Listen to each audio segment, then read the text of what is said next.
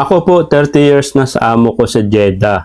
Andito ngayon ako sa Pinas. Mag 3 years na po ako dito. Wala naman ako nakukuha sa amo ko. Sakaling maipasa, may makukuha din po ba ako? 62 years old na po ako. Ayan, shoutout po sa iyo, Ma'am Delia Dikain. Ayan, yan po yung katanungan ni kapwa nating OFW. So anyway, itong comment niya kasi regarding po ito sa OFW pension na ginawa ko ng content last 2 weeks ago. Okay? Ito po yung masasagot ko sa iyo, Ma'am Delia Dikain. Okay, so bago ko po sagutin, sa lahat na po ng mga bagong subscriber ko, maraming salamat po sa pag-subscribe sa ating YouTube channel, sa pag-support. And kung hindi pa po kayo subscribe po dito sa aking YouTube channel, please subscribe and then i-click nyo po yung all para tuwing mag-upload na ko, kayo po yung nauunang tawag dito, ma-update ni YouTube. Okay, at saka like and i-comment mo na rin. Okay, so una-una, sagutin ko po yung katanungan ni Madam. 30 years na po siya sa kanyang amo dito sa Jeddah. So, parehas po tayo, Madam, Jeddah. Pero guys, imagine mo, 30 years. Nung umalis ka siguro, yung bata, baby months pa lang. Tapos nung umuwi ka na, 30 years na yung anak mo. So, kung binata ng anak mo, nung umalis ka, baka may asawa na rin, may apo ka na rin. So, ang tagal mo na rin pala naging OFW. So, ito po yung nakakalungkot kay kabayan. Okay? So, bali 3 years na po siya dito dyan sa Pilipinas. Wala man lang daw siya nakuha. Okay? Wala siyang nakuha sa kanyang amo. Okay? Ito yung nakakalungkot. Siguro si Madam hindi mahilig manood sa social media o wala pa yung ganitong content related sa mga benepisyo ng mga OFW. So I do suggest, okay, pagka ganito kasi, mahirapan na po kayo makuha nyo po yung benepisyo nyo, kabayan, Madam. Nakakalungkot man kasi 3 years na po kayo nandyan sa Pilipinas eh.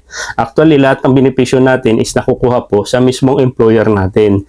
So, pagka ganito, pag alam nyo, papaalam na kayo, mag-i-exit na po kayo, dapat sinabi nyo na po sa inyong amo na kukunin nyo na yung end of service. Huwag nyo nang hintayin na nasa Pilipinas kayo. Ito yung maipapayo ko po sa inyo sa mga baguhang OFW para hindi po kayo lugi, nakukuha nyo po yung mga tamang benepisyo tulad ng vacation leave, end of service, or yung indemnity. So, ganito yung tip na may bibigay ko po sa inyo. So, every 2 years, pwede po kayo mag-vacation. Okay? Doon nyo susubukan yung inyong amo. Vacation po kayo ng, sabihin natin, 45 days or 1 month sa Pilipinas para at least makakapahinga ka, at least makakasama mo yung pamilya. Yung pera, nandyan lang yan eh. Pero yung time na mapabanding mo yung anak nyo, every 2 years na uuwi ka, at least nasusubaybayan, nakikilala ka na yung mga anak. Okay? Masarap din yung nakakapahinga ka kasama yung pamilya mo. So, every 2 years, magbabakasyon po kayo sa inyong amo. Sabihin nyo po, and then wag po kayong papayag na uuwi kayo ng bakasyon na wala man lang 1 month na binibigay na vacation leave.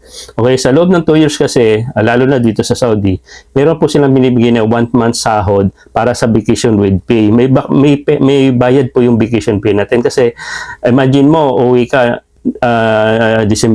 November 30, so vacation mo December 30 hanggang 31, 1 month. Wala po kayong sahod noon. So kaya nga, bibigyan po kayo ng sahod nung last na trabaho nyo sa month of November plus yung 1 month na month of December, which is yung vacation with pay. So at least meron po kayong magagamit na pera with your family. So yun po yung point ko, dapat kunin nyo rin, tapos back and forth na tigil. Ang ito lang nakakalungkot din sa iba nating kapwa OFW, pinapayagan nga magbakasyon pero at the same time hindi naman binibilan ng ticket. Kung bibilhan man, sarili mong pera. Okay, deduction sarili mo, back and forth. So, lugi po kayo pagka ganun. Huwag kayo pumayag. Okay? Pagka ganun yung amo mo, sign na po yan na hindi na dapat kayo magtagal. Kasi sa first 2 years nyo pa lang, ganyan na yung ugali, mature pa pag nagtagal kayo. Okay? Kayo naman po ang makakasagot din sa mga ganitong problema. Kasi pag pumapayag po kayo sa ganung deal na kayo po yung bumibili ng ticket, which is sa amo dapat yun, back and forth, pumapayag kayo, pwede rin gagawin nyo sa iba. Pwede rin gagawin uli yan sa susunod. So, pagka ganun, mag-isip na kayo na hanap na lang kayo bagong employer. Kasi kung yun ang ano nyo, kung yan yung ginagawa nyo sa amo na ikaw ay bumibili ticket, pumapayag ka naman, so bakit ka pa magre-reklamo? Umabot ka na ng 20 years, tapos sabihin mo sa social media na sagot mo yung ticket, sagot mo yung ticket. So ikaw na mismo, di wag ka na bumalik, hanap ka na ng ibang amo. Diba? Ito naman, pangalawa, kaya yung iba, yung amo, hindi na naman nagbibigay ng ano yan, nagbibigay ng mga benepisyo katulad ng vacation leave. Sasabihin lang pagbalik.